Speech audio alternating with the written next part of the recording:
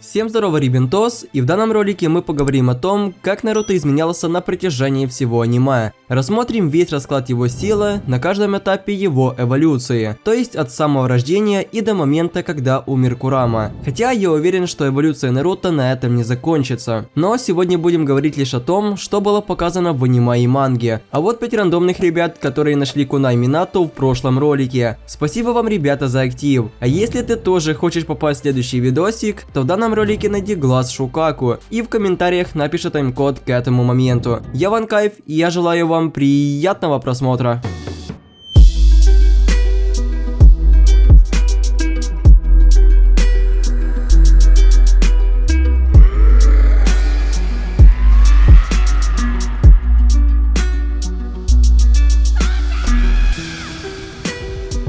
Для начала возьмем Наруто в Академии Ниндзя. Будем откровенны, поначалу Наруто был одним из самых слабых учеников, и он целых 3 раза заваливал выпускные экзамены в Академии, то есть не мог создать даже одного теневого клона, в то время как остальные создавали уже как минимум 3. Но с этого момента развитие Наруто только начинается, ведь не будучи даже генином, он уже мог создавать более 100 клонов, хотя возможно здесь было примерно и 1000, я лично не считал, но это уже делает его сильнее, чем большая часть бесполезных джунинов. И после сражения с Мизуки, Наруто официально становится генином. Здесь дела обстоят уже поинтереснее, ведь Наруто, будучи в гневе, мог терять контроль над своим телом, и чакра Курамы выходила наружу, что собственно выводило силу Наруто на иной уровень. В пример возьмем бой против Хаку, который использовал очень имбовую технику демонических ледяных зеркал. И в первом датабуке пишет, что Хаку мог перемещаться между зеркалами со скоростью света, а Наруто, не будучи даже в покрове Курамы, не имея даже одного хвоста, смог реачить на движение Хаку. Но на самом деле скорость света — это слишком громко сказано, как для Хаку, и все, что пишет в датабуке, не всегда соответствует реальности. Скорее всего, Хаку мог перемещаться со скоростью звука, но никак со скоростью света, потому что Наруто не смог бы стрячить на эту скорость, всего лишь используя чакру Курамы даже без его покрова. Но то, что Наруто уже тогда был сильнее Хаку, это факт, ведь он сам это признал.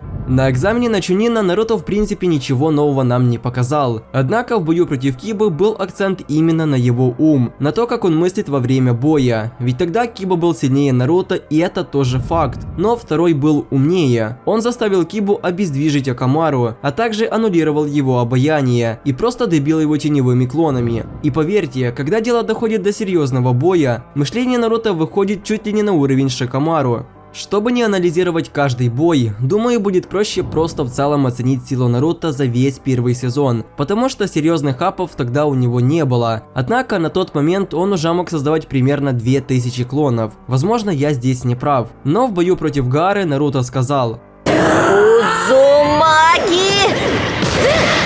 Наруто! 2000! Если же учесть, что клоны Наруто наносили удар 2 руками, тогда получается 1000 клонов. Но это все равно невероятно много, потому что перед этим Наруто сражался против Неджи и был по факту на пределе. Но это еще не все, ведь даже после создания стольких клонов, ему хватило чакры, чтобы призвать Гамабунту, с помощью которого он смог победить на тот момент Психо Гаару. И все это было без единой капли чакры Курамы. То есть до момента, когда Наруто разбудил Гаару, ведь тогда он все же юзанул чакру Курамыча. После всей этой движухи Наруто так и не стал чунином, так как он не продемонстрировал какого-то сверхмышления, хотя я с этим не согласен совсем, потому что в обоих боях он был аутсайдером. Кибу он победил исключительно за счет тактики, Неджи он просто обманул и нанес ему неожиданный удар из-под земли. Этим приемом очень часто пользовался Какаши, один из сильнейших джунинов Канохи на тот момент. И я считаю, что Наруто все же заслужил стать чунином, но тогда им стал лишь Шикамару. Дальше Наруто приступил к обучению Расенгана вместе с Джираей. И если я не ошибаюсь, то на его обучение он потратил примерно 37 дней. Если я не прав, то поправьте меня, пожалуйста, в комментариях. И уже тогда нам дали ясно понять, что Расенган сильнее, чем Чидори. Вы просто представьте, каково тогда было Саске, когда он увидел, что Наруто сделал с этой металлической бочкой, от которой почти ничего не осталось.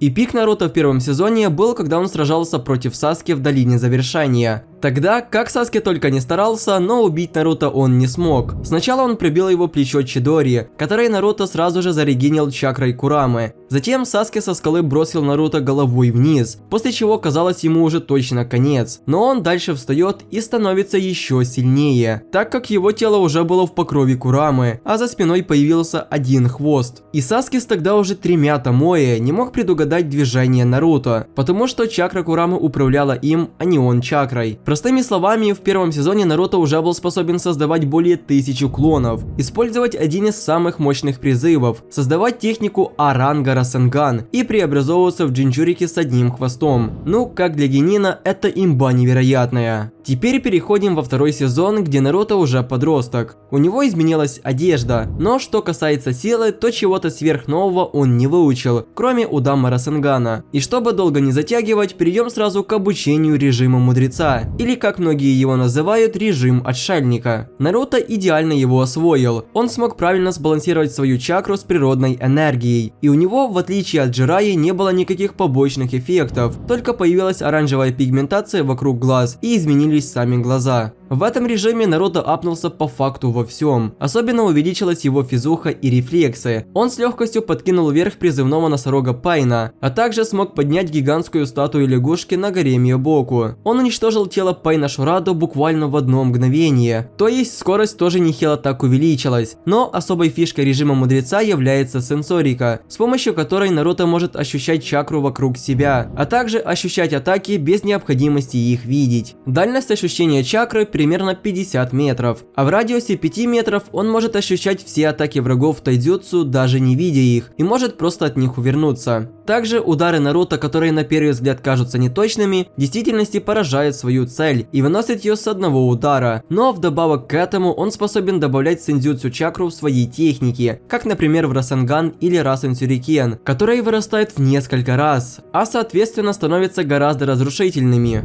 Но всего этого было недостаточно, чтобы одолеть Пайна. Он использовал режим мудреца 3 раза, но сумел уничтожить лишь 5 тел. После того, как Хината чуть не погибла, Наруто полностью потерял контроль над своим телом. И его злость была настолько огромной, что за его спиной сразу же появились 4 хвоста. То есть он уже не отличал врагов от друзей. Его тело было исключительно под контролем Курамы. Но 4 хвоста это всего лишь цветочки в сравнении с тем, что будет дальше. Так как Нагато использовал Чибаку Тенсей, Наруто вошел практически в полную форму Курамы с уже 9 хвостами. И если бы не Минато, то последствия были бы очень печальными для всех, так как в этой форме Наруто полностью уничтожил Чибаку Тенсей. Думаю, теперь уже можно переходить к подчинению Кьюби, то есть к режиму чакры Курамы, в котором Наруто получает колоссальный запас чакры, позволяющий использовать более мощные вариации своих техник, невероятную скорость и способность чувствовать негативную чакру на любом расстоянии. В этом режиме его тело покрывается тонким слоем желтой чакры с различными узорами, но так как Наруто силой приручил себе Кураму, он не смог использовать всю мощь этого режима, да и вообще это был очень большой риск, потому что Курама мог полностью поглотить чакру Наруто, и он бы попросту умер. Но вскоре Курама и Наруто установили связь и высвободили всю свою силу, то есть Наруто смог использовать завершенную форму режима чакры Курамы, и теперь он может использовать силу своего напарника без риска, что тот его поглотит. Также Наруто может объединить этот режим с режимом отшельника, для того чтобы быстрее собирать природную энергию. Ну и финальная стадия эволюции Наруто на войне – это Рикуду Санин мод, или же режим мудреца 6 путей, который Наруто может объединять с Курама мод.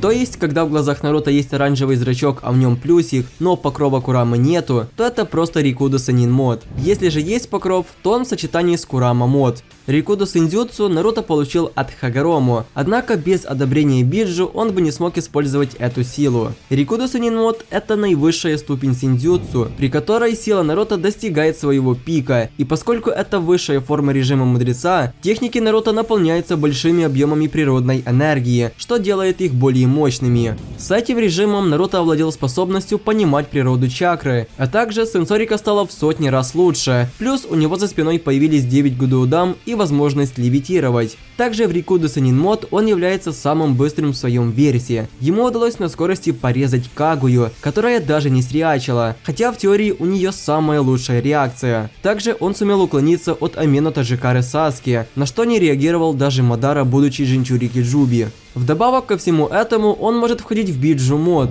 и благодаря чакре Рикудо с помощью теневых клонов Наруто может объединить 3 аватара Курамы в одного, с 3 лицами и 6 руками.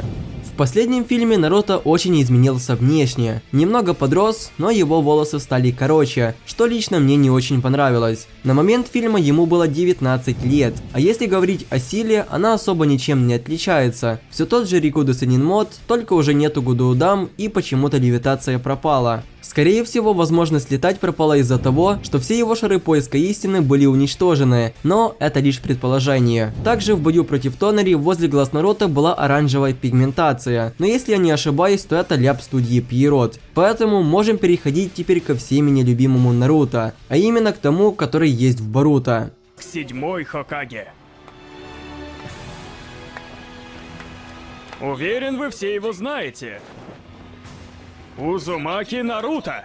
Здесь он уже здоровый дядька, но в несколько раз занижен, хотя сила по факту та же, что и была. Если кто-то еще думает, что Наруто потерял силу 6 путей в Боруто, то вот вам пруф с последней 215 серии. Видите оранжевый зрачок и в нем плюсик? Это значит, что Наруто здесь находится в Рикудо Сенин моде, а потом он еще и сочетает его с Курама моду, хотя это ему особо и не помогло. Но, в принципе, у Наруто появился еще один новый режим Барион, который по силе превосходит даже Рикудо Сенин мод. Сам Курама так сказал. Пигментация вокруг глаз становится черной и идет к его ушам, которые напоминают уши Курамы. Его зрачки становятся красными и вытянутыми. Цвет одежды Наруто также становится красным, а передняя часть его плаща на груди приобретает форму черного водоворота. Суть режима Бариона состоит в том, что чакра Наруто и Курамы, хотя думаю точнее сказать только Курамы, выступает в роли ядра, которое создает новую энергию, и она будет создаваться до тех пор, пока у Курамы есть чакра. Как только она закончится, Курама умрет навсегда, без возрождения, как это было с Исобу, когда умерла Рин.